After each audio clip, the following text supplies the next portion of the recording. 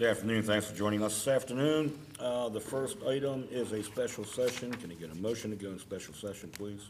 So moved. And a second? Second. Any discussion? All in favor? Aye.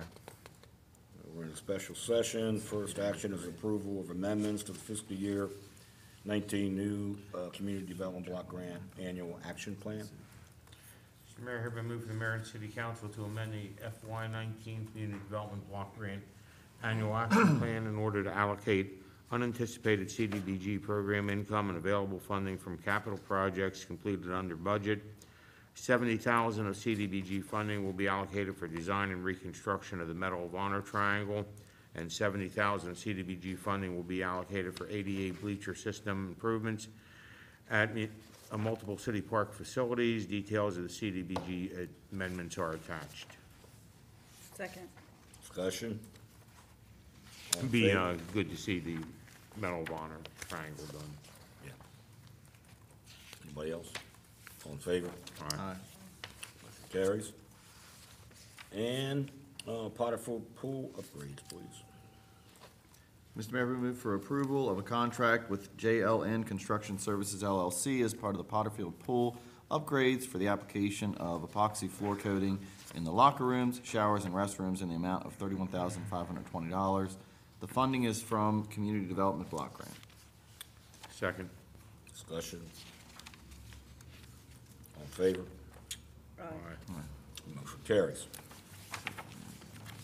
All right, moving out of special session in the work session, proposed revisions of Chapter 189 Public Utility Licenses of the City Code. Good afternoon, Mayor and Council. Currently, there has, the Chapter 189 of the Public Utility, Chapter 189 of the Code requires every gas company, water company, telephone, telecommunication company, and electric light company located and doing business in the city to obtain a license from the city of Hagerstown annually. The city clerk and I have met to discuss this, and for a number of reasons, we're recommending that this chapter of the city code be repealed. At this point, a number of these types of businesses are required to obtain either a state or federal license, and a section of the state code specifically prohibits a municipal corporation from requiring a local license where a state license is required. So there is a preemption issue. There's also an issue of how these fees are being utilized, and the city does have the authority to charge a fee, but and a fee is defined as a reasonable cost that's imposed for a service actually delivered. I think that we would have a hard time justifying the annual fee amount as a reasonable amount. And then finally, federal preemption is essentially along the same lines as state preemption. If they're not required to have a state license, they may be required, particularly telecommunication, may be required federally to have a license. The city has received very few, if any, applications in recent years, and certainly nowhere near the total amount that is currently set for the fee. And so if the city were to decide to take the opposite approach, go say, hey, we need to start collecting on these, I think we would likely be barred by either the statute of limitations or some other legal defense due to the amount of time that has gone by without these utility companies paying the license.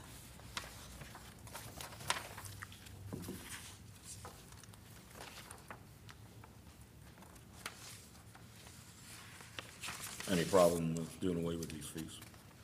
I don't have any problem with doing away with it. I just have two comments. The first is there a domino effect here? I mean, I read your comment 1 or your point 1, where it says that the code explicitly prohibits a municipal corporation from requiring a local license from a business for which a state license is required. Is that language just specific to regulated utilities, in the state, or is that all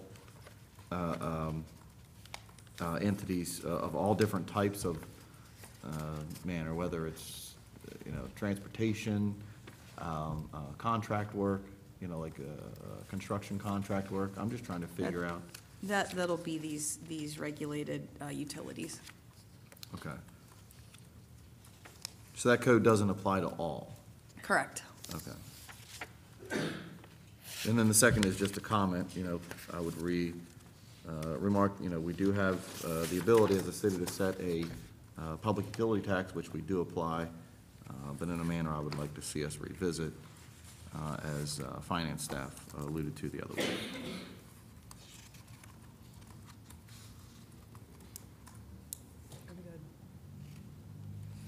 We're good?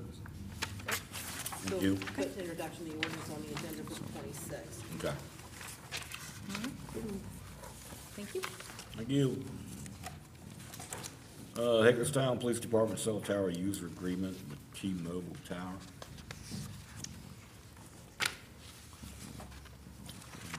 Good afternoon, everyone. What was in the packet is a agreement with T-Mobile USA, Inc. to place some cellular equipment on the Hagerstown Police Department monopole cell tower. That's at North Burhans Boulevard.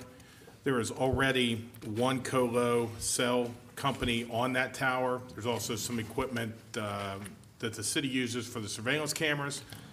And the county has some equipment that'll be coming down off of that tower in the near future. This agreement is drafted very similar to others we have. It's a 5-year initial term with automatic renewals up to 4 additional terms of 5 years each.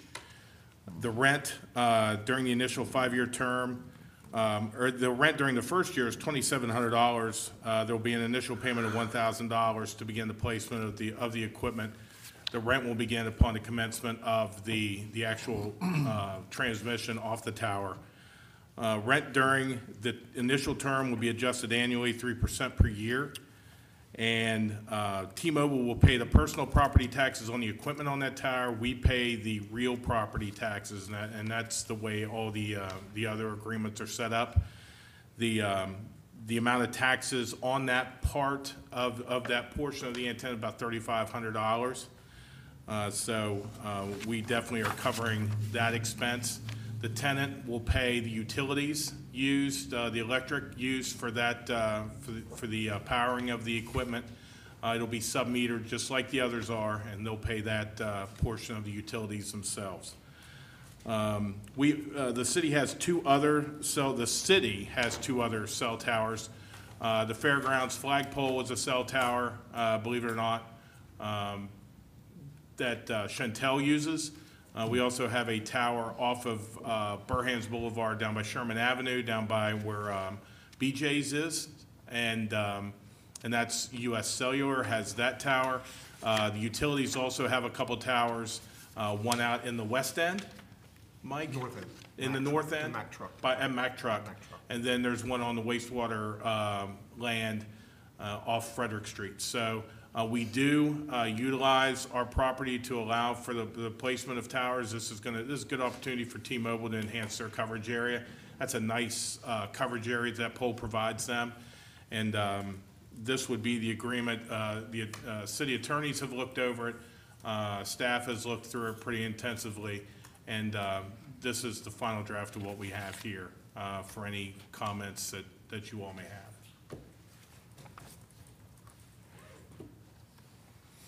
I'm good with it. Yeah. All right. Thanks. Thank you much.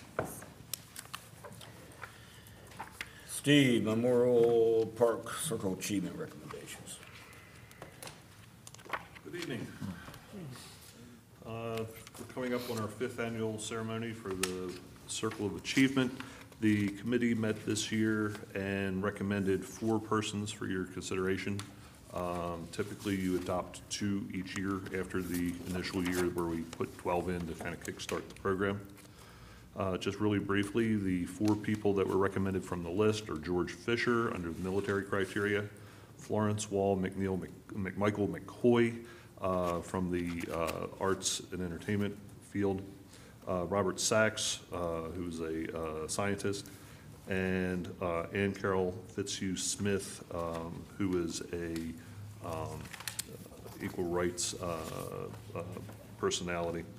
You're not obligated to pick just within these 4 people. In the past, you've pulled people from the list, which you've have in front of you. The list is about 7 pages long of people that have been identified by the committee as meeting the adopted criteria. Everyone who is in blue has already been adopted, so they're out of consideration. The 4 that are highlighted in beige are the 4 that the committee recommends this year.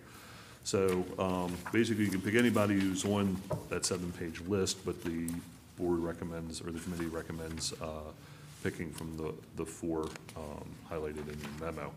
Also, this body typically has had the ceremony on the Saturday of the weekend before Memorial Day in the past. We'll just need to verify if you want to continue with that or pick us a different date for it. Regarding the individuals who are on the recommendation list, to the best of my knowledge, all of them have living descendants. Whether or not they are local or not is another story. I do know Fisher has local descendants, and I believe McCoy does have family remaining in the area as well. Sachs, I don't know, and Smith, I don't know as well. But I think all 4 of them do have, to one degree or another, living descendants or collateral descendants. They just may not be within a drive of Hagerstown. So, be happy to take down who you all would like to honor this year, and whether or not you want to do stick with the tradition of the last 3 years of 2, or you want to do more, or what, because it's set up to be pretty fluid for you all. The only hard thing is you can only pick from people who are on the list. Right. So. I like Smith, especially this year. It's the 100th anniversary of I concur. And I like Logan's right to Sachs vote. also. I mean, I liked all 4, don't get me wrong, but I definitely like, 2 and 3. how about if we do 2 and 4? I like 3 and 4. And you like 4. I like 4. I like 3 too. I'm just not a big 4 fan. Well, why don't we wait and make our decision when the other 2 members are here? I mean, I just read number 4, and it's an individual that's part of a family that did those activities. Whereas I read number 2, that's the actual individual that did those activities. I guess that's how I try and look at it, is what the individual did. I mean, this person just, then I don't mean to disrespect them at all, but the way this reads, it reads as if they're sort of like Her a daughter and person- her husband. Yeah, a person that's part of a family that did these things. Whereas when I read number 3, it's very clear, you know, this is the accomplishments of this person. I try to, I guess, I could live attribute. with 2 and 3. That's the only But reason I I look at understand it what that you're way. talking about. I do understand what you're talking about, mainly that she was a wife and a mother. And I don't mean to downplay that, but I mean, the other people, If I could provide a little background on Smith, basically part of Yeah, that is due that to would the be social circumstances under which she lived at the time, where people, many women functioned within the context of their household as far as decision-making goes. Both her and her husband were very active individually, but together. They worked essentially as a team for a lot of the women's rights and abolition activities that they did, but they did so in the context of them being a married couple. So, I mean, you would have had to in 1800s. I can do 2 and 4. I have no problems with that either. All right, 2 and 4 it is. I really like 2. Well, so do I. Listen, I really But I like like 2 Nick at Nights, also. I like just all those looked at- shows. And you know, to the degree that if we wait too long. Apparently, it doesn't matter that we should wait for the other 2 people. No, here. If we wait too long to do 2, by the time, it could be by the time 2 would come in, people wouldn't have any idea who Mr. Ed and anybody else was. Yeah, exactly. They can veto it. So is that the decision of the body then, I think I McCoy can and speak for Smith? Shelley that she would pick number 4 too. Yep, That's all 2 I'm and saying. 4 sounds good. Okay, McCoy and Smith it will be, and do you want to stay with the traditional date of the Saturday before Memorial Day, or would you? As long as it's not windy, Steve. As long as it's not hot. and if it's We'll not make sure raining. that you have, Or it can be hot, it just can't be windy. we'll make sure that you have a binder with the appropriate script nailed down. Okay. So, okay, so we're going to stick with that same timeframe. Okay, thank you very much. Thank you. Mike, anything? Yes, ribbon cutting tomorrow and grand opening for 2 businesses, unlocking resilience and keep exploring yourself at noon tomorrow. Thanks once again to Public Works with assistance of the Water Division for a 2-day storm. We're praying for warmer temperatures, and it looks like that will come our way. And thanks to staff for our involvement continually as we monitor the recent legislative bills that affect the city. Staff is keeping on top of those as we speak, so thank you all. Luke? The only thing I would note, if I'm correct, in read Wes's press release, we do not have trash pickup tomorrow, is that correct? No trash pickup for today. For today? Right, And but then we're- everything we're- gets moved but back a day, right? everything's moved back. Okay, thank you, that's all. Krista? Emily? Nothing. All right. I don't have anything either, so with that, Good job, Mayor. we're out of here. Sorry, 4:25. 10 minutes late.